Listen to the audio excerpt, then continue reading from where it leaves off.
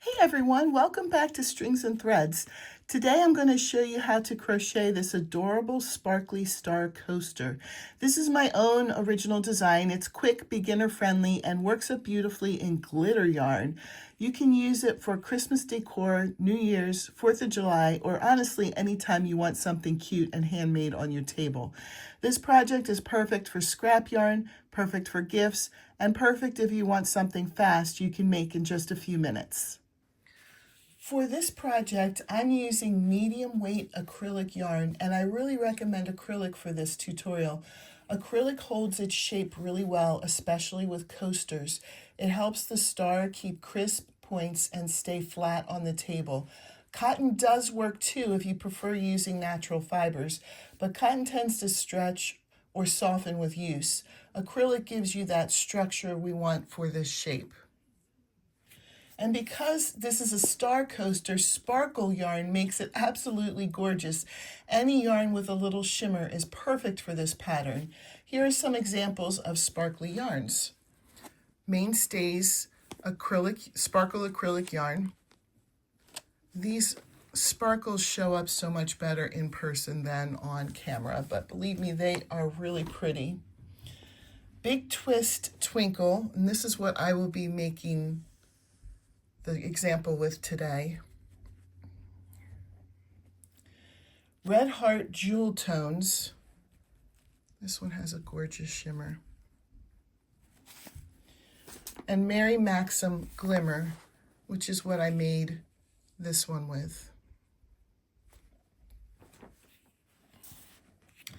All of these yarns catch the light beautifully, especially in the star shape.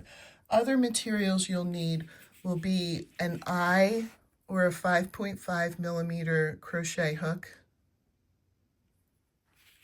scissors, and a yarn needle for weaving in ends. And that's it. This is a simple project and the yarn does most of the magic. To start, we're going to chain 4. Start with your slip knot. Chaining is just yarn over and pull through the loop. That's 1, 2, 3, 4, and then join with a slip stitch to the very first chain that you did. So I'm going back into the first chain. I'm going to grab where I left off and pull it through. And there you go. So you'll have a ring there. We're going to do something here called a stacked single crochet, which really makes a nicer edge than a chain 2 in my opinion. So let me bring this down so that we can get a good look at how to do it. And I'll make sure it's nice and clear. So to do that, we're just going to go into the loop, pull up a loop. You can see how there's 2 there. And we're going to pretend like we're just going to do a single crochet in the air. So you yarn over and go through both. There we go. And then we're going to go into this under this first loop here on the left. I don't know if that would be considered first or second, but the loop on the left here, you can see how there's 2 loops there.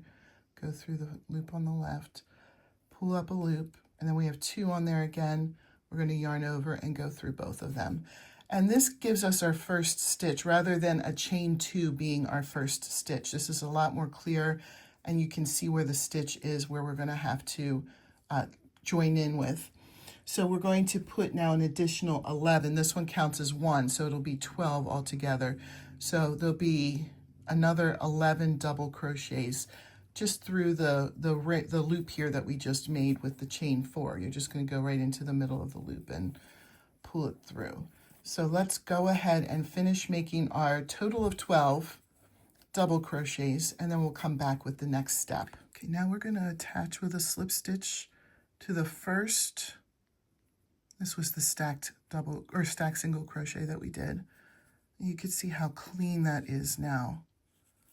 Okay, you can't see a chain. There's no gap where a chain is. So now the next step, we chain 3. We're going to skip the first stitch and then slip stitch into the next. Chain 3, skip a stitch, and then slip stitch into the next. We're going to follow that all the way around, so we should end up with 6 of these loops right here when you're done. Again, chain 3, skip a stitch, and then slip stitch. Go all the way around, and then we'll come back. Okay, once you've made it all the way around, the last stitch should be a slip stitch. Into these chain 3s, you're not going to go specifically into the chain itself, but go into the space between. You're going to do in each of these chain spaces a single crochet, a half double crochet, a double crochet, chain 3, and then we're going to go backwards, double crochet. We're still in the same chain space, half double crochet, and then a single crochet. Okay, let's go through that again.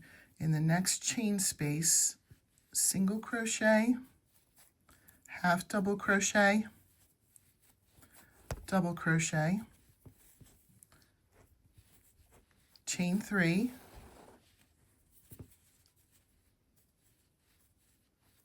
double crochet again, half double crochet, and then a single crochet. I'll do one more with you, and then we'll do the last 3 off camera. Single crochet, half double crochet, double crochet, chain 3, double crochet,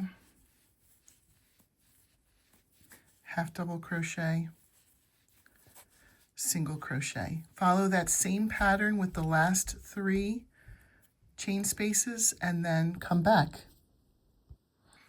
All right, this is the last round. Easy peasy, right? So in each of these stitches leading up to the chain space at the top, we're just going to slip stitch. So you just put your hook into the stitch, yarn over, and bring it right through.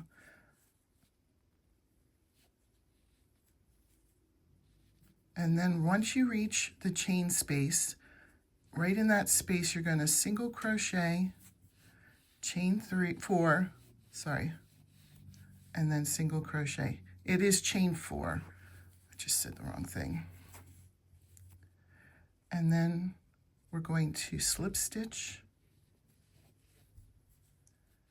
in the rest of the stitches. In all of the double crochets, half double crochets, and single crochets, you're going to put a slip stitch in those.